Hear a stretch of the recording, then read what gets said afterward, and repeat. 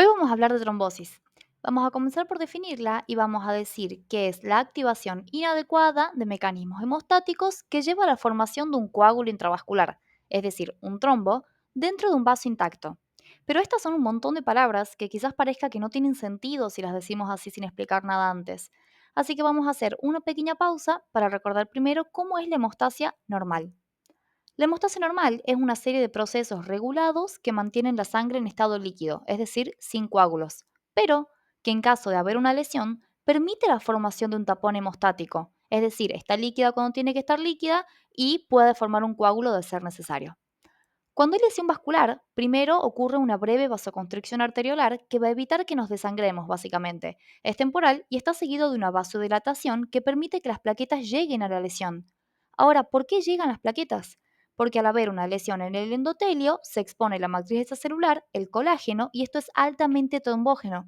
Entonces facilita la adhesión plaquetaria seguida de la activación y la agregación de las plaquetas. Estos factores que se exponen van a activar toda la cascada de coagulación y esto va a llevar finalmente a la activación de la trombina, que a su vez va a permitir la formación de fibrina.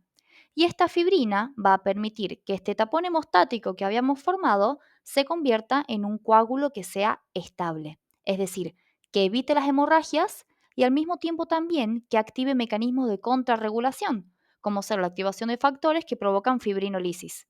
Pero ¿para qué quiero fibrinolisis si acabo de hacer todo este trámite para formar fibrina? Y bueno, justamente para limitar la formación de la fibrina que dijimos recién, para que no sea excesiva y para que este coágulo quede limitado al lugar de la lesión. Ni más ni menos.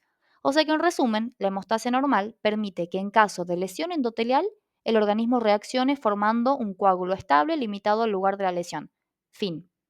Su equivalente patológico es la trombosis, ahora sí, que es la activación de estos mecanismos hemostáticos para formar un coágulo, pero esto es patológico. ¿Por qué? Porque se forma en un vaso que está intacto o se forma de manera excesiva. Para que se forme un trombo ocurren varios factores simultáneamente, y lo vamos a explicar a partir de la triada de Virchow, que nos explica los tres factores que determinan la formación de un trombo: la lesión endotelial, el flujo anómalo de sangre y la hipercoagulabilidad. La lesión endotelial es una causa importante de trombosis, sobre todo en el corazón y en las grandes arterias, ya que como dijimos antes, cuando hay lesión en el endotelio, se expone la matriz extracelular subendotelial, se liberan factores tisulares, se activan las plaquetas y demás. Entonces, un endotelio disfuncional va a elaborar una cantidad aumentada de estos factores procoagulantes. Y además sucede que va a sintetizar menor cantidad de factores anticoagulantes, que habíamos dicho que limitaban la formación del trombo. O sea que tenemos aumento de la coagulación y disminución de la anticoagulación. Entonces, esto da obviamente un estado protrombótico. Con respecto a la alteración del flujo de sangre, pueden suceder dos cosas. La turbulencia, que contribuye a la lesión endotelial, como por ejemplo en el caso de la hipertensión arterial, que la sangre deja de tener un flujo laminar y pasa a ser un flujo turbulento, caótico. La sangre choca contra las paredes y esto produce lesión. O sea que estamos hablando de otro mecanismo también de lesión endotelial. O puede pasar todo lo contrario, que haya éstasis. La sangre se estanca, por así decirlo, y esto aumenta la actividad procoagulante que permite que las plaquetas y los leucocitos entren en contacto con las células del endotelio. Por la misma lentitud de flujo, es como que hablemos de un embotellamiento en la calle. Al circular más lento la sangre, permite un mayor contacto entre las células, un contacto que normalmente no debería estar. Y finalmente hablemos de la hipercoagulabilidad. Su nombre dice todo, es la tendencia de la sangre a la coagulación. Contribuye con menos frecuencia a la trombosis arterial, pero sí es un factor de riesgo importante para la trombosis venosa. Esta hipercoagulabilidad puede ser primaria, es decir, genética, o secundaria adquirida. No nos enfocamos tanto en lo genético, pero sepan que existe. Por ejemplo, la mutación del factor 5, mutación de la protrombina, deficiencia de antitrombina, factores genéticos.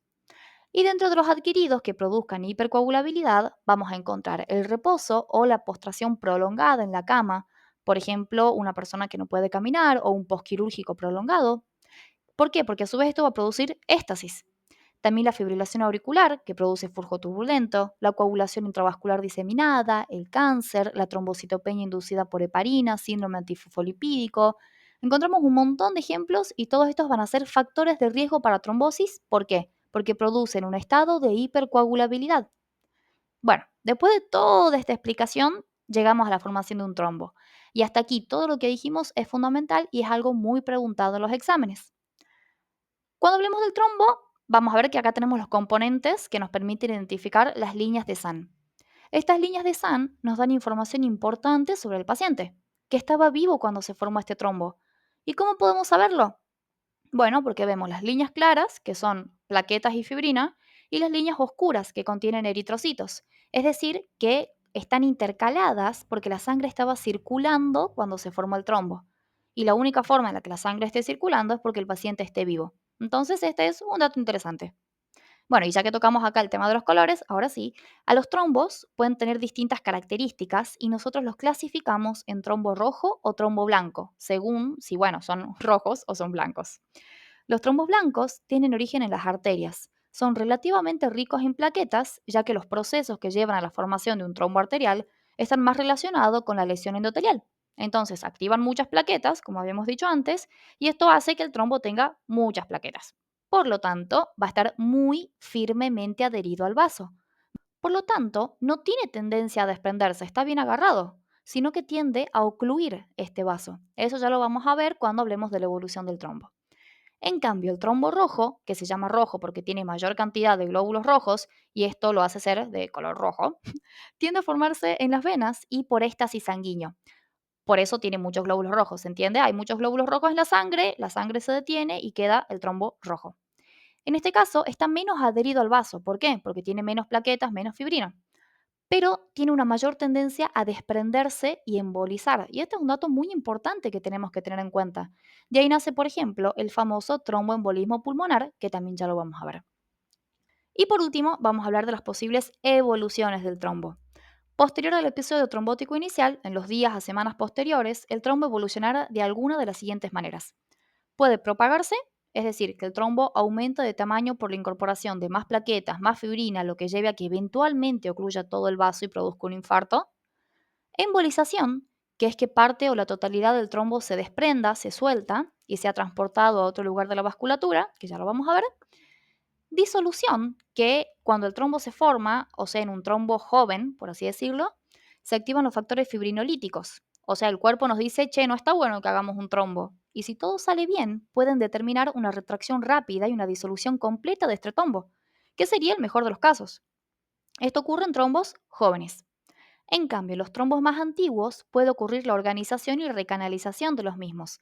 Es decir, se organizan por el crecimiento de las células endoteliales, células musculares lisas, fibroblastos, y con el tiempo forman pequeños canales capilares que de forma limitada crean conductos o túneles a través de toda la longitud del trombo, permitiendo que se restablezca la continuidad de la luz original. Es decir, que circule sangre a través de este trombo. Es como que el cuerpo se da cuenta que no está bueno ocluirnos la luz, entonces nos arma un tunelcito nuevo para que siga circulando la sangre y no nos infartemos. Unos tipazos nuestros organismos. Entonces, en resumen, la aparición de trombos se relaciona con uno o más componentes de la triada de Virchow, que dijimos que son lesión endotelial, alteraciones del flujo de sangre, hipercoagulabilidad, y es posible que estos trombos evolucionen de distintas maneras. Aquí podemos ver en la imagen cómo es un trombo nuevo, al que nosotros le llamamos un trombo joven, que está ocluyendo la totalidad de la luz. Miren cómo a partir del endotelio nace y lo ocluye totalmente. En cambio, en esta imagen que sigue, estamos viendo un trombo que ya está recanalizado. Es decir, hay toda una organización de las células para formar lo que yo les decía antes, un huequito, un túnel, y por este túnel puede seguir circulando la sangre. Claro que en mucho menor flujo que el que lo hace habitualmente. Miren la relación del tamaño que está ocluido con el flujo nuevo que puede pasar por esta luz. Pero de cualquier manera es una forma de adaptación que hace el organismo para que pueda circular la sangre. Y aquí podemos ver la comparación entre un trombo blanco arterial que ya está recanalizado y un trombo nuevo de tipo venoso que es rojo. Miren la gran diferencia. Claro que aquí los colores también están cambiados por la tinción, pero bueno, para que se den una idea de cómo son las distintas evoluciones. Y dijimos que también podía producirse un embolismo. El embolismo va a ser el transporte de una masa intravascular que puede ser sólida, líquida o gaseosa, que es el émbolo, que es transportada por la sangre hacia un lugar alejado de su punto de origen. Esto de alejado del punto de origen no es una distancia específica, quiere decir que había un elemento en un lugar y ahora fue transportado a otro lugar. La mayoría de las embolias se deben a un trombo que se desplaza. Por eso hablamos muchas veces de tromboembolia o tromboembolismo.